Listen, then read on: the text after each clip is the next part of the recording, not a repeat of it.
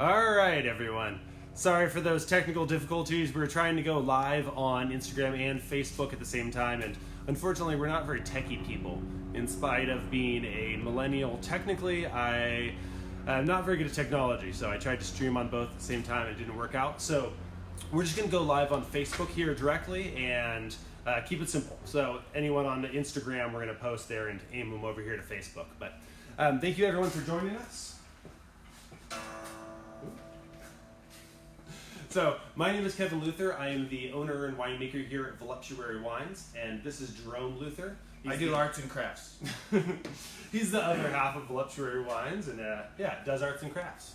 So, happy apocalypse. I wish you all good health and hope you're having a good evening. And thank you so much for joining us and bearing with us. And thank you all so much for buying the tasting kits and for joining us in our live video, and for supporting us all through our launch and through these different times. So we're broadcasting live from Voluptuary Wine and Lucid Wine here in Sacramento. We are a tiny little winery here in Sacramento. I'm going to give you guys a little tour just to drive this home. You may have seen a bit of the tour earlier, but so you can see we've got the barrels behind us. If you were to visit us, we got a little entryway over here. And then you come in, you'd see our barrel storage. You'd see our continued barrel storage and some wonderful blending tanks and fermentation barrels that we have here, and some storage space. And that is the entire winery. So that is how small we are. We're a 1,000 square foot warehouse, 20 feet wide by 50 feet deep. It's one of the smallest wineries in the US. So super small production, and just not making a whole lot of wine, selling it locally and working locally. So the support you guys are giving us and working with us is keeping us afloat during this crisis time, during COVID. It means so much to us. So thank you guys all for joining us. And thank you for joining my tour through our tiny little winery. My name is Kevin Luther. As I said, I'm the owner and winemaker here at Voluptuary. I grew up in Sacramento and then went to UC Davis for my degree in viticulture and enology. I originally was studying conservation biology, but I kind of had a change of heart where I still believe in the movement, but the work of conservation biology wasn't for me. And I fell in love with wine, beer, and food, and wine really drew me, so I studied winemaking. And then after I graduated, I spent the next 5 years working around the world in Australia, Argentina, New Zealand, Sonoma, working under different winemakers and learning the hands-on techniques of winemaking. So really mastering the craft. And then helped launch various wineries around the Sacramento region and ran their vineyards and wineries for the last 10 years. Perfecting my techniques, perfecting my style. And 3 years ago, started making the wine for Voluptuary and Lucid. And then last year, launched Voluptuary and Lucid to the general public to release the wines in springtime, so almost exactly a year ago. And right off the bat, almost entirely sold out about half of our first production of Voluptuary in the first month, which was just crazy. So much support from you guys, from our fans, and that was just huge for us. So shortly after that, having launched Voluptuary, which was my winery focused on fully organic, sulfite-free, vegan wine at very small production levels and therefore a higher price point, we then decided to also launch Lucid, which was similar values but making a little more wine and keeping the price point a little lower so more people can access that wine. So just a little bit more of a laid-back brand. Very easy drinking wines. Most of my favorites are amongst the Lucid line, not only because of the price point, but also they're easy to drink. They're very smooth and comfortable. Exactly, yeah. So just kind of different wines for different occasions. So having launched that, and that really took off, and we had some really big breaks early. Localis took us on and did a huge pairing dinner with us early on, and then we got into Sac Co-op recently. The Kitchen took on some of our wines, and just really blowing up and taking off from there. So It's just been this huge growth. A lot of people joining our subscriptions and buying our tasting kits. You guys right now. So thank you for your support. It means so much. So, yeah, that being said, I'm Kevin Luther. In the crowd, we have Jalal Haddad and Carrie Luther, who are going to be joining us for some tasting and some. There's going to be some live music as well later. And then Carrie we also, neither drinks nor prefers. Yeah. He'll be here. He'll be helping to ask some questions. So, so that being said, we also have Jerome, my brother, who joined us a few months back as things were blowing up and I needed some help. He joined the company. Hello, everybody. You probably know me as your delivery driver, and I, ship a lot as well. I'm also in charge of the monthly subscriptions and coordinating with the artists and events. So, can show you a little more about that. And actually, this would be a good time. I'm going to segue over here and show you some of the subscription kits. Not the subscription kits, the tasting kits. So, you all have some version of this, most likely, which are 3 kits. At the very bottom, you see just the lineup of the 5 wines and the tasters. That's just a chance to try each of the 5 wines that we're going to be going over today. Altogether, it's about about a glass's worth. So it's not really enough to get you by. On the top right there, you see 2 taster kits plus 1 bottle, winemaker's choice. That one, it costs $28 to $39, gets you a little more value there, and is enough for 2 people, most likely, to be able to taste along and still have something to drink for your evening. You also have the 5-bottle kit for people who have a group in one household or want to drink throughout the rest of the week or just really enjoy the wine. So that obviously is a little bit more, but it is 15% discount off of the regular price for each. So there's a few options what you can have there. You get along tasting kits or tasting sheets along with that so that you can take notes and play along at home. And those are your options for drinking along with us here. All right. Cool. So thank you, Jerome, for that. And yeah, so what we're going to be doing is starting off, we're finishing up our intro here and figuring our way through the technicalities.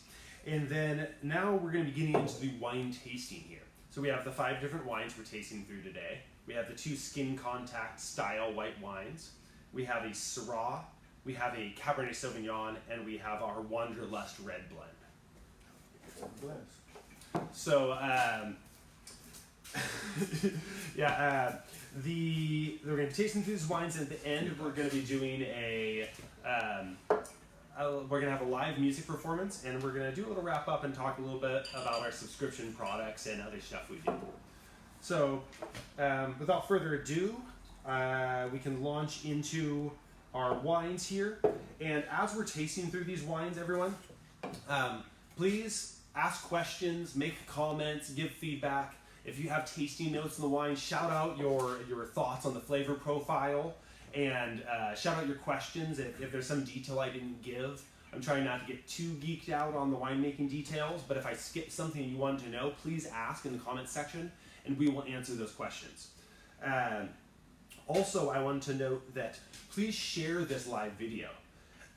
If you share this, and we will go back and we'll see your share, we're going to send you a discount code for $20 off on a purchase of $100 or more. So share that, you get $20. You guys did an awesome job of that last week. We had about 150 tasters, which is an incredible number, or at least by our count. But we were blown away with them spreading it and their friends spreading it and it going from there. We're at, I haven't checked in hours, but something like 33,000 views and climbing. So that's really how we're going to survive and keep being able to provide you with the wine that we produce. So love you doing that, doing a great job, and hope to kill that number this week. Yeah, thank you. And so share, we'll get the $20. As we said last time, without doing any giveaways, we had 32,000 views. So I appreciate everyone's support one way or another. Another thing we're doing is if you hashtag a friend, maybe someone you want to have join you for the wine tasting next week, or someone who's joining you this week, tag a friend, and we will send you a code for a 99-cent tasting kit. So this tasting kit you're doing this week, whether you have the tasting kit or the bottles or whatnot, the tasters, normally $8, it'll be 99 cents with the code we give you. So tag a friend, whether that's an ad or a hashtag or however that's going to work on the platform you're on. Just tag a friend and you'll get that discount. So again, comments and questions are awesome. So let's. Sarah Miles has just right. joined us. So Sarah Smiles Miles is now in the crowd. You can't see her, but you will hear her voice later, I'm sure. laughter. Everybody. All right. There it is. There we go. The Smiles Miles, lovely voice and giggle. So the first wine we're launching into here. In your kits, you're going to have them lined up. It's going to be your lightest colored one, your first white wine. So that is going to be your L1 Skin Contact Chardonnay blend. So my naming system, all of my Lucid wines, L1, 2, 3, 4, 5, just a really easy way to remember them. All my Voluptuary wines, 1, 2, 3, 4, V, 1, 2, 3, 4, 5, etc. They all have a fun name too, like Skin Contact. And then lastly, this wine is from a Chardonnay grape. So it's primarily Chardonnay. The grape Chardonnay originally comes from France, from the Burgundy region. Most well-known is Chablis. It tends to make a light white wine, which is the most well-known white wine in the world. White wines called Chardonnay are from the Chardonnay grape, which originates in Burgundy, but now it's grown all around the world, including locally here in California. Most of the grapes for this wine come from Bokish Vineyards in Lodi. That's fully organically grown, organically certified grapes. And a little bit comes also from down in Contra Costa County from Ergolet Vineyards. Really great growers as well. Really cool place to visit too. They have farm animals running around. It's a really holistic farming system. As well as the Chardonnay, I have a little bit of Malvasia Bianca in that vineyard that goes into this blend. Now, Chardonnay is kind of your standard white wine. It's going to give you peach, pear, apple, kind of your baseline fruits in white wine. Malvasia Bianca is related to muscat. So it has more of those bright fruit, tropical, almost floral notes. And that's part of what gives this wine some of this intense aromatic and flavor it has. So, and then as you taste that wine, you're also going to notice there's lots of aromatics and flavor. There's also a little of acidity, and there's also a little bit of tannins. The tannins are what gives that little bit of weight to it, that little bit of length to the finish. And that's because of the skins, correct? Exactly. So the name Skin Contact comes from the fact that this is the white wine from a white grape, which is fermented on the skins. It contacts the skins. Normally, white wines are made just the juice. Red wines are made with the skins, which, if you look at a red grape, you cut it in half, the inside of it is clear. And if you just squeezed out that juice, you're going to have a white juice. If you leave it on a little bit of contact, it's going to make a rosé. But with a white grape, we normally don't necessarily want the color from the skins because it's just sort of green, golden kind of colors. But it's an ancient technique from Georgia and the eastern part of Europe where they will ferment white wines with the skins. We're getting Smiles Miles some wine since she just joined us. Just because I'm hosting a show doesn't mean I can't be a good host. Right, we have to take care of our people, of our ladies. And so the Skin Contact wine has that skin contact. He has it. So the Skin Contact wine has that, a little bit of color extraction from the white grape skins. You notice it's just got a little golden color to it. It also has an increased aromatics from extracting those flavors from the skins. And then there's a little more weight because the skins give you a little bit of weight like red wine. So we have a question or a comment? What food would go well with this? Ah, excellent. So now that I've described the flavors and the winemaking, I can launch into my food pairings. So food pairings for this include a white sauce pasta, like pasta carbonara, would go really well with this because that's a really rich white sauce dish. And the bit of acidity in this would cut through the richness and fattiness. And so one of the tricks of wine and food pairing is that food which is especially oil or fat rich or cream rich can go with something that's very rich and they'll be like accentuating each other. And this wine has some richness. It has a little butteriness and vanilla and caramel, but if you want to cut through that richness and refresh your palate, something with a little more acidity actually is the best pairing in many ways, because it clears your palate. Like, taste something with an oily richness and then drink something acidic. Your mouth is refreshed and you can taste the next thing more clearly. So you have a couple different courses. So white sauce pasta. I would also recommend with it, like I personally, both of the skin contacts, I enjoy it more of like a room temperature rather than chilled. I know they're whites, but with the skin contact, I think it really works and brings in some of the other notes. I like them with things like mushrooms or cheeses or like pear and apple, like light fruits, or even like a plate with tastings of all of those, or oysters and Meyer lemon, because you have all those acidic, lemony notes in there, but you still also have a little bit of funk and like forward notes from the skins being on. Totally. Yeah, actually, the oysters and lemon sounds amazing. So that's the food pairings, and after that, I also, with each wine, I like to kind of mix it up a bit and add some different kinds of pairings. So my life pairing with this is spring and summertime, hanging out with your friends, hanging out by the pool or lake, or relaxing by yourself in the evening. Right now, that's probably going to be relaxing by yourself in the evening, maybe with a little bit of Zoom hangout. Lack of skin contact. Lack of skin contact. So my normal life pairings with this are a bit funny right now. And then I also do music pairings with my wines. It gives you a sense for the vibe of the wine. With this wine, Follow the Sun by Xavier Rudd, or Sunshine by Atmosphere. So that is our L1 skin contact wine. So, cool. Having tasted that one, oh yeah, I got it. Skull it. All right. So, thank you guys again for joining us and tasting through that first one. So, if you just have the tasters, so some of you just have the 5 little tasters. That's not a whole lot of wine. I would suggest having a beer with it, or a full glass of a wine with it. If you have some scotch or something, that also goes well, because little tasters amounts to about 1 glass of wine. So you can have a couple. That's what I do anyway. So yeah, cool. That is the first wine. For our second wine, we have V3 The Lover. It is a Picpoul Blanc. It is also a skin contact wine. So this is going to be a really cool comparison, looking at that first wine and looking at this second wine. So this one was fermented on its own skins, and then it also had other skins added to it from other Picpoul Blanc that I did not ferment on skins. So I contributed those skins to this. So this is doubling down on the skin contact effect. So it really gives you a sense for what skin contact does to a wine. You're probably noticing this wine is crazy orange. Sometimes they call skin contact wines golden wines, like that first one. Sometimes they call them orange wines, like this one. And that comes largely from the fact that the skins have a bit of an orange color to them. So that intense extraction can give you that color.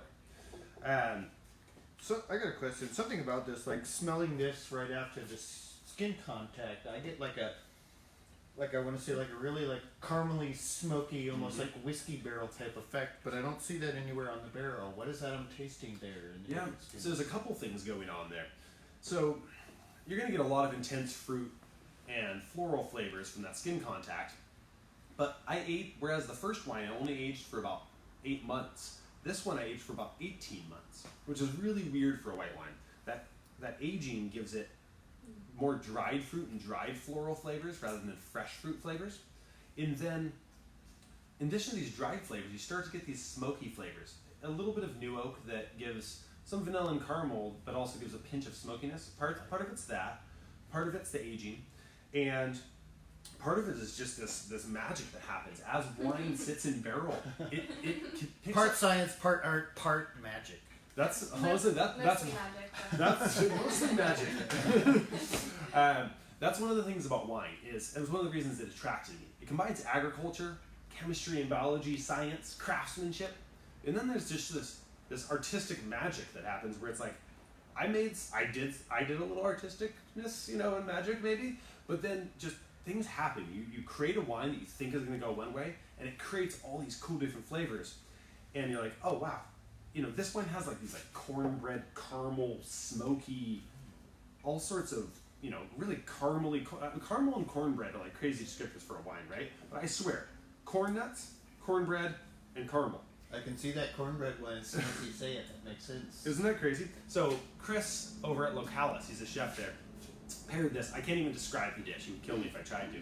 It's just insane. I mean, he had like all these different elements to it that played off these flavor profiles. So hit him up. He's got a good pairing for this. But in addition to that, my own pairings for this, I really think a lot of those things we were talking about before, where we have, you could pair cornbread and honey with this. You could pair a lot of the same stuff as that first wine, but I think things that are a little richer could go really nicely with this wine. And then the life pairing with this, because it is kind of a quirky wine. This is a really good wine for when you want to curl up with a good book, but it's too hot for red wine. So this is a good, curling up in the summertime. Or when you're relaxing on a hot day, and you want a refreshing wine, but you want something that's still complex and layered. Because this is made more like a red wine. So it has these complexities like a red wine, but still has the refreshingness of a white wine. So just good wine for being unique. And music pairing for this is Forrest Whitaker by Brother Ali, awesome rapper, and In My Mind by Amanda Palmer. You have a knack for choosing songs that I've just listened to or chosen. I was showing somebody Forrest Whitaker yesterday. Again, Nice. same as last week. You chose something that I was currently listening to put on your pairings list. We also apparently have similar taste in music. So yeah. Doesn't Danger like to call this white wine for the red wine lover? Yeah, that's well put. It's really a white wine for the red wine drinker, because it is a white grape made more like a red wine, so it takes on those flavor profiles, I think, to some degree. Yeah, and that's why I enjoy it at room temperature, though, or more like you would a red wine, because it's made like a red wine, even though it's a white grape. So, Go ahead. No, I was just gonna say, I feel like when I've heard her talking to red wine lovers, they tend to agree with her, like, oh yes, Yeah. this is good. It's true. Sure. Yeah, this is definitely one of those wines that appeals to a different audience from the normal white wine drinkers. So, and you can find this wine at the Snug here in Sacramento. That first white wine, the Lover, you can find it. I won't list them all off because it's at 9 or 10 different places around Sacramento, including the Sacramento National Foods Co-op, and Golden Bear, and just Sackyard, a couple different places. So, really popular wine, that first one. And then the Lover is definitely more of a niche wine, appeals to a specific audience. So, drop those. The danger of filing your nose. Yeah. So that covers our first two wines, and we have a question. Oh, just a comment. Ambrose 852 Craft says the aroma lends to being paired well with a dark Bavarian chocolate. Ooh, I could see that. I'm willing to bet he's got one of those that goes along with his cutting boards. Yeah, no, that's our brother Marcus. We'll be showing some of his stuff later. He is a craftsman, does some fine, like high-end furniture as well as cutting boards and charcuterie boards. But that is a great idea as far as pairing goes. Yeah. So that covers the second skin contact wine. So the third wine we're going to be tasting through is our L5 Primal Syrah. So this one, now we're really switching paces. So now, so we're refilling Smiles Miles and Jalal Haddad here with some more wine. This third wine is really getting into the dark red wine styles. This Syrah, you're going to get a lot of cherry, blackberry, really ripe fruit flavors. Thank you, Jerome. Ripe fruit flavors, and you're also going to get some smokiness, some pepperiness, maybe even a little meatiness to it. Chris over at Localis, I mean, this guy loved this wine in particular. This lineup has a lot of wines he used in his pairing, so I keep mentioning him. Describe this wine as sanguine. It has this crazy meatiness to it. For the vegans, it's this crazy shiitake mushroominess to it. A lot of that comes from the grape itself. Syrah naturally has dark fruit and a spiciness to it, a pepperiness to it. But also it comes from how I made the wine and aged it. I aged it on oak, but also on maple and hickory wood. A little bit of cherry as well, which give it these extra smokinesses and richnesses that just add this layer of complexity to it. It's one of the quirky things I do is aging on different woods. Can you describe how that works when you age on more than one wood?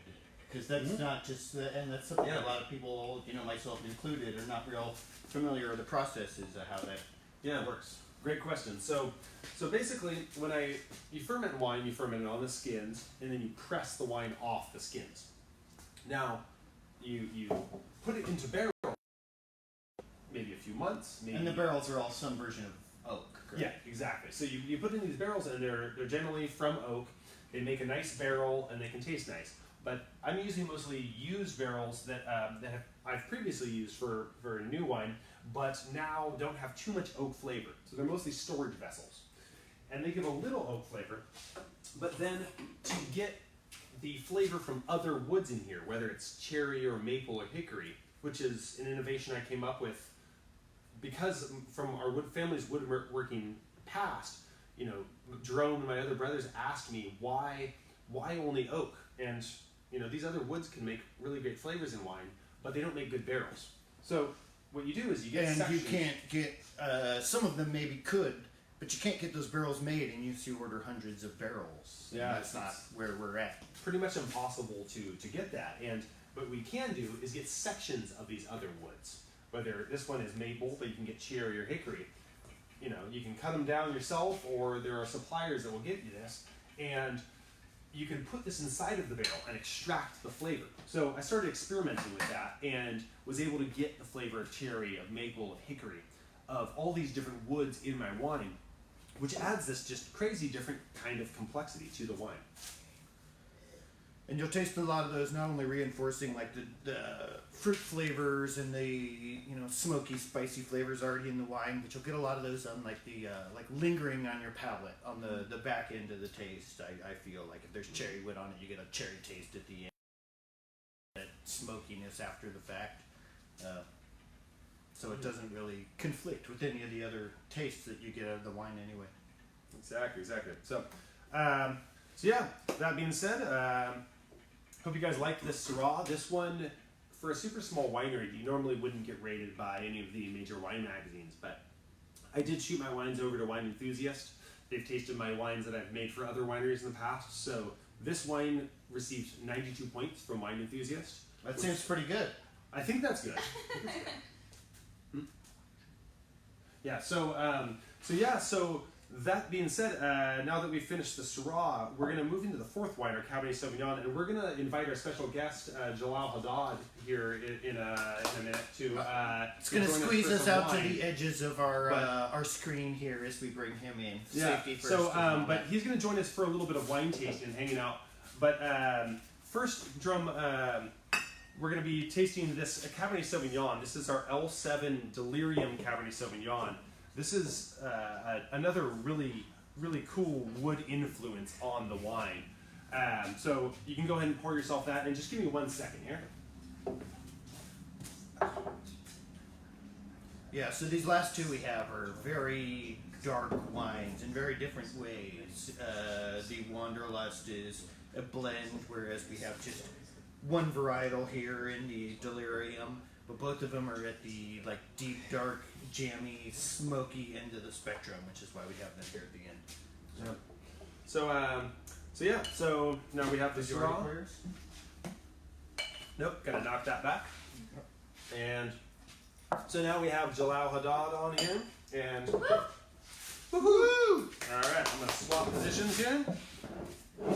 So welcome on, Jalal. Thanks for joining us. It's a real pleasure to be here. Yeah. It's a real pleasure to have you. So, all right, now I'm on the other side. I gotta find my position, my happy space. So, cool. So Jalal is a local musician. We decided to have him join us today and join us for some drinking. He's a good friend and a fan of good drinks. So Did you say cheers. some drinking? Some drinking. Yeah. For some drinking of some of our wonderful wines here. And he's also going to be doing a little musical performance after this wine. So this wine is our L7 Delirium Cabernet Sauvignon. It is a dark red wine made from Cabernet Sauvignon grapes from the Sierra foothills. It's from 48 vineyards, and it's really a wine that has a lot of dark fruit flavors, but in addition to the dark fruit flavors that come from the actual grape itself, the part of the other flavors come from the wood I aged it on. So similarly to the last wine, I aged this on kind of crazy woods. This was aged on cherry, maple, and hickory, as well as cedar and cypress. So those give this other flavor profile that's kind of this woodsy, spicy characteristic. So kind of a more complex wine. There's a lot of cool stuff going on here, a lot of crazy flavors. And this one lingers more. I think of this one as sort of the IPA of my red wines, because those different woods give it a little more bite, kind of that bitterness like an IPA, as well as this woodsy, spicy note. The funk you would get from your hops. Exactly. So we have a question from the audience. Ambrose 852 Craft says, "This smells like chocolate raspberries, not chocolate and raspberries." To be Ooh, specific. specific chocolate raspberries. All right, If that were a thing, that's what this smells like. chocolate covered raspberries, I guess. All right, so No. Off the nuance. Chocolate raspberries. chocolate raspberries. Yeah. All right. It's a strain of raspberry. Yeah. All right. So yeah, and, I can see that. I describe this wine as it's like eating fruit in a forest. A chocolate forest. A chocolate forest with like maybe raspberries in the chocolate forest. Just definitely a lot of fruit flavors here, but also a lot of spiciness and sort of almost an herbaceous characteristic. Because that's one of the interesting things about Cabernet Sauvignon is it has naturally dark fruit flavors in it, of course, but different grape varieties show different other secondary flavors. So I'm a chemist as well as a winemaker, and when you look at the Cabernet Sauvignon grape, it has in its skins, a molecule called methoxypyrazines, they smell like bell peppers. And that same molecule is in bell peppers, jalapenos, and other peppers. So it actually makes Cabernet Sauvignon smell like bell peppers when it's unripe. When it gets riper, you lose some of that. But if you age that wine, that bell pepper turns into maybe a little bell pepper, but also this herbaceous, like dried herbs, even tea leaves, kind of a spiciness that's kind of cool. It's a really interesting, complex kind of flavor that you get in the wine.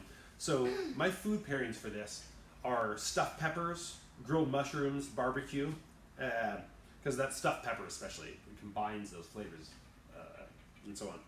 So my life pairing for this is building your own furniture, the smell of freshly built furniture, or maybe riding a stallion into battle, reading leather-bound books while sitting in your armchair made of rich mahogany by the fireplace. So, My favorite pastime. Yeah. So exactly. All of those things I think most of us do on a regular basis. Yeah, it's just the average Thursday night. So that's this wine. Like I say, grown locally here in the foothills. And something I haven't talked about, I forgot to mention. When you look at our labels, our bottles here, you're gonna see some really cool art. The Lucid brand is all art from Micah Crandallbear. He's the local Sacramento artist. He does just amazing stuff. I don't even know how to describe him. I'm not a art aficionado, but landscapes that have this extra element to them, where they're just a bit trippy. And he's totally blown up. He was a childhood friend of our oldest brother, or one of our older brothers, and he just took off right around the same time that that he had let us use his art on our labels. And it's just been a real awesome situation for us to work with him and his art on our labels. And then the Voluptuary wines, V3 The Lover is a voluptuary wine with the art is called The Lover. It's by Robert and Shauna Park Harrison. They're cult legends off the East Coast who do fine art photography. It's just, look at their whole catalog, look at their website. They do really amazing stuff. So, really cool art on labels, and that's one of the things that in Voluptuary Lucid we really like to work with is artists and local artists. And just working with the community, working with creative people, and trying to do what we can to give back, and also just work with people we have fun working with. So Shauna's really cool. After Jalal's performance, I'll show you more about that with the monthly subscription packages. Yeah, it's true. So in our monthly subscriptions, we include local craftspeople and artists. Their products we include in our monthly subscription. So it's not just your normal wine club, just wine. You get wine and local artistic gifts. So, yeah, that being said, we'll give Jalal a second here if you want to grab your guitar and then get set up. And he's going to play a song here in a second. So we have our... Was that?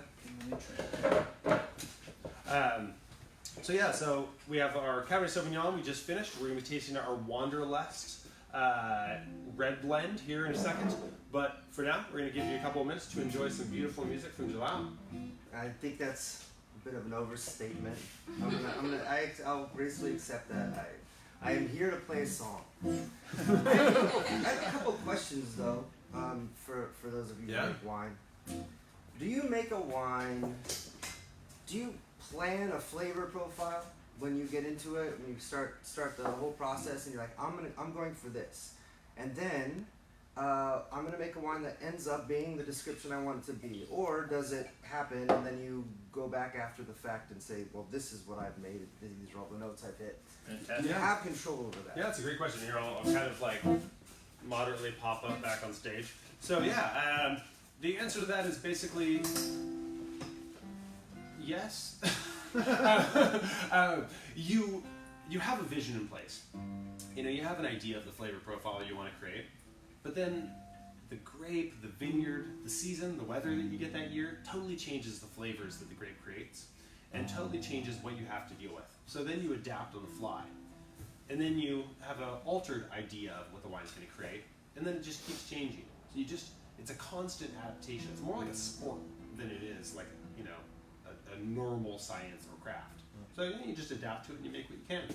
I have one follow-up question. Yeah. Do you have to be an expert in? Will you have to have read an entire adjective-only dictionary in order to become an expert winemaker?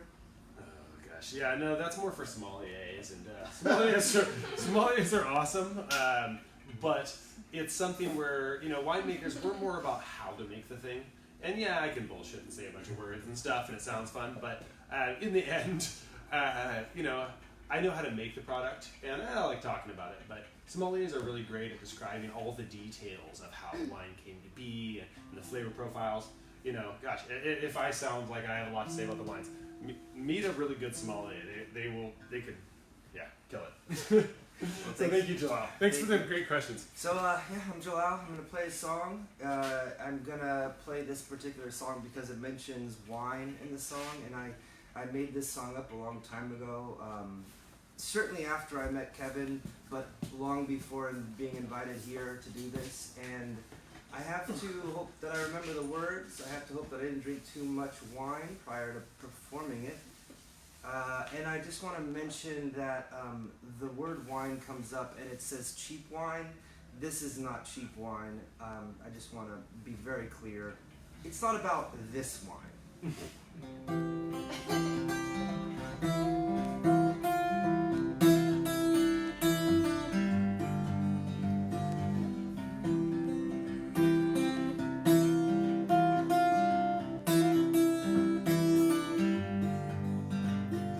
I've been told a butterfly sheds his wings before he dies, reminding all his friends that they're apart.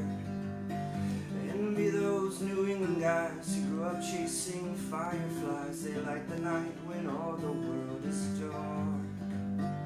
To argue are such gloom.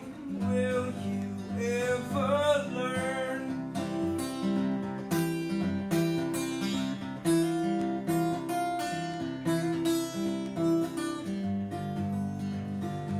I've had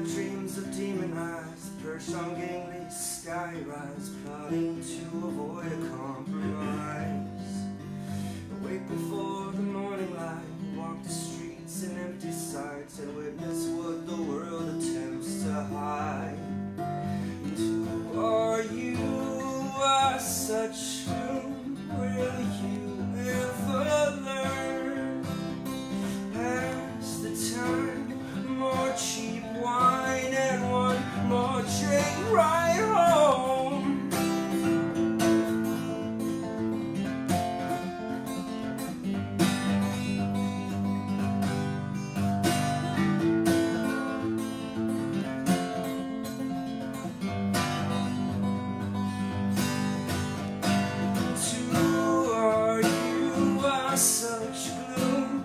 Will you ever learn?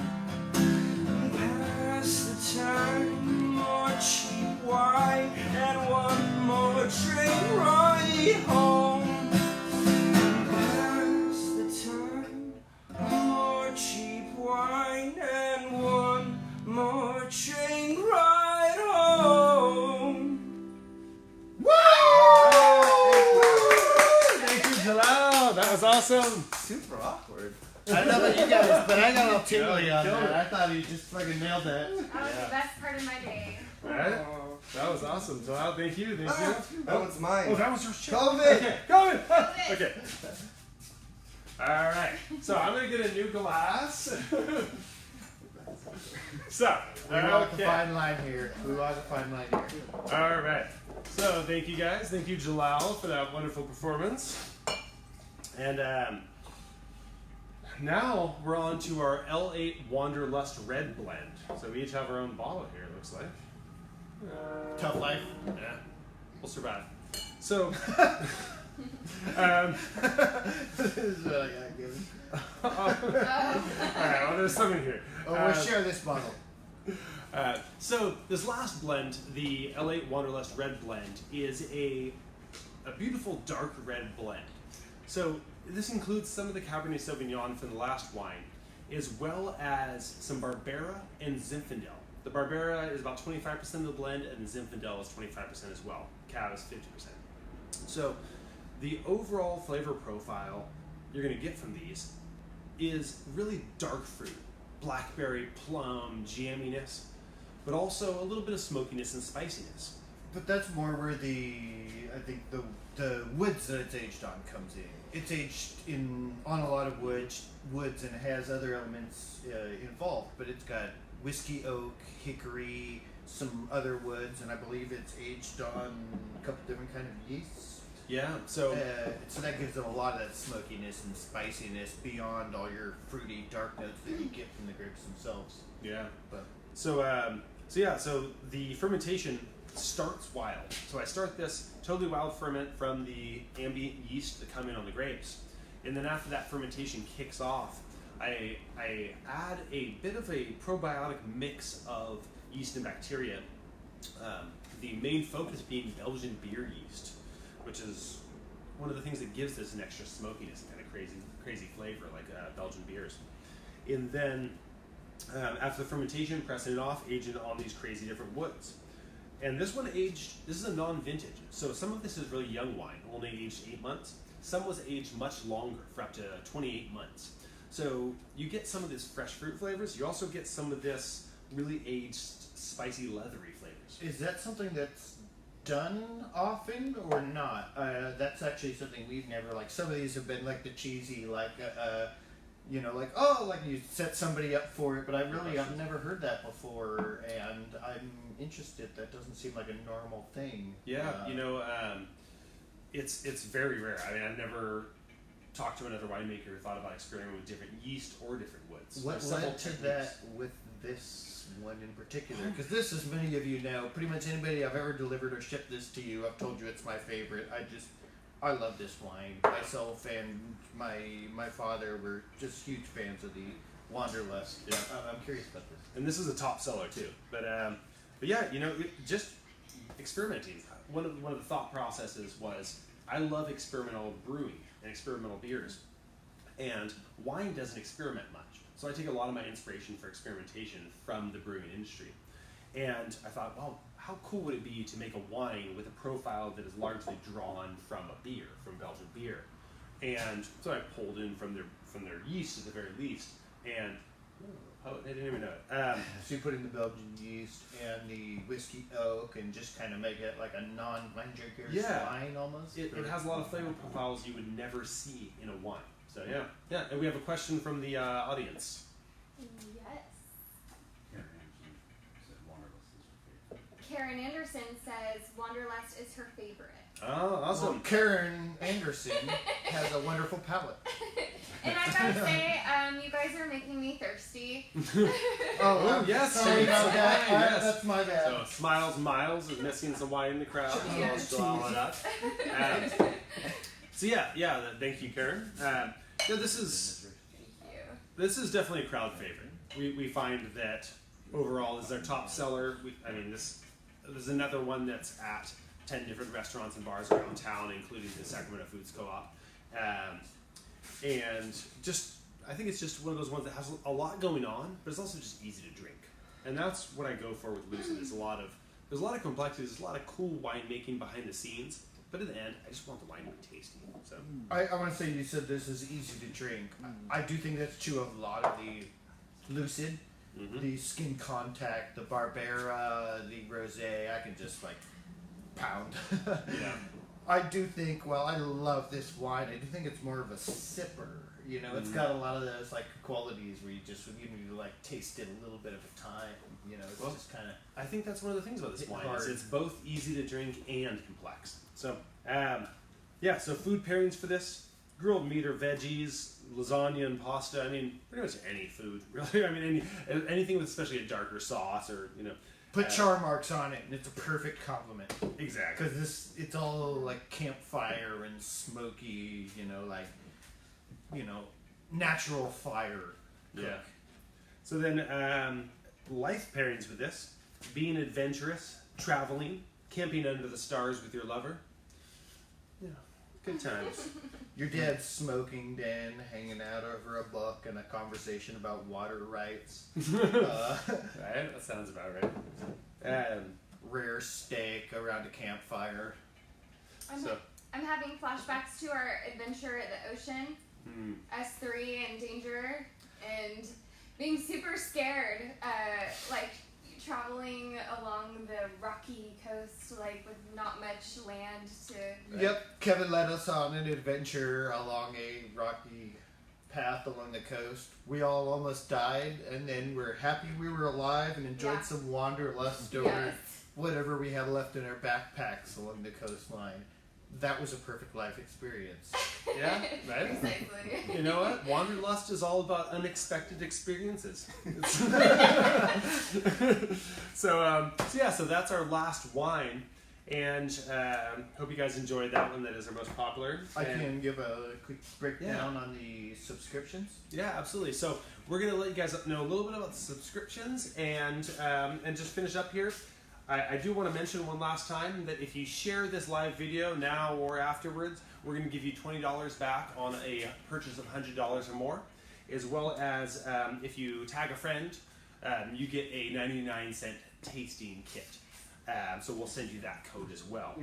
And for everyone who's followed along and bought tasting kits these times, we also have one other little set of discounts for you.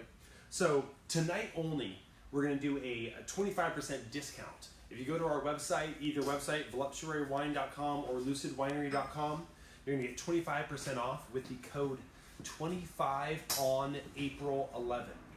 So the April is spelled out 25 on April 11, 25% off on our websites tonight only. That ends at midnight. And then, so now we're going to turn the camera around and Jerome's going to tell you a little bit about our subscription products. One more question first. Oh, we got another question. All right. What's the question? Yeah, Karen Anderson is asking, can you share what the wines for next week will be? Oh, thank you so much, Karen. The super secret new releases that are still in bottle? Yeah. So, our tasting next week is going to be new release wines. These wines that we've been tasting and selling are what we released last spring. So, now we have our next vintage about to come out. We're going to be tasting through our Chenin Blanc, which we've never made before. This comes from a really cool vineyard down in kind of Monterey region. And we're going to be tasting through our Tannat. So our Tannat is currently sold out. This is the new vintage of Tannat. It's even deeper and darker and richer. It's also going to have our V4, the Source Light Red Blend, Pinot Noir and Grenache. Either Pinot Noir or Grenache also, as a single variety, we're going to be tasting through. So it's all of your best sellers from the first vintage and the new, better release from the next vintage. Yeah, exactly. So it's going to be pretty fun. Honestly, I don't want to make the last vintage feel bad, but this one's kind of better and delicious.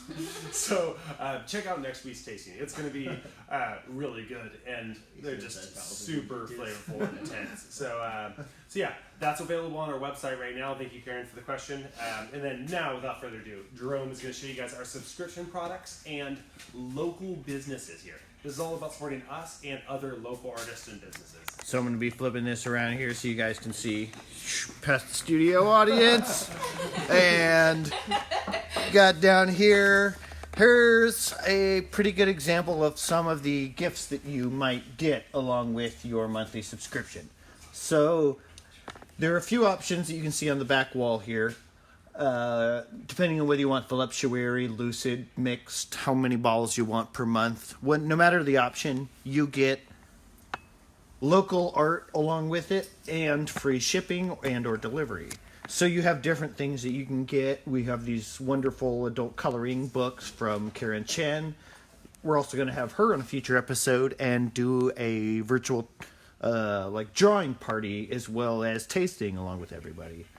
You have these natural local soaps from Israel Family Farms. They're going to be on an episode upcoming soon. Our brother Marcus's cutting boards. We've got local handmade necklaces and candles by Aaron Botto. All sorts of different things that you'll get along with your subscription, and that'll allow you to get monthly wines at a discount from what they normally sell at, and you'll get the gifts.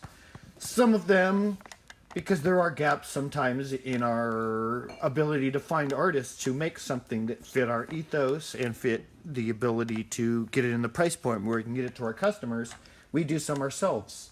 So your fairy lights, your branded mason jars, those are ones that I coordinated.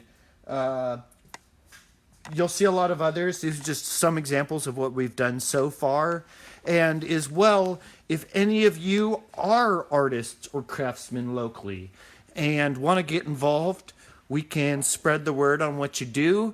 We do prefer to barter and trade wine for whatever your craft is, artist to artist. It's a great way to get everybody supplied and just, keep things flowing the way we like to do. So that's a just quick breakdown on what we do as far as the subscriptions. So, all right. So thank you all for joining us. I really appreciate that. As he said, we love working with local artists and local performers like Jalal Haddad. And also, if you guys don't know this, we donate $1 from every bottle to local causes, whether that's the Sacramento Tree Foundation, which all of 2019 we donated the Sacramento Tree Foundation $1 for every bottle. We also are donating $1 every bottle right now to local causes supporting the fight against COVID and people in need during these times. So thank you again so much for joining us and for your support all through this and your support of us and other local businesses and artists. So have a great one, and we will see you guys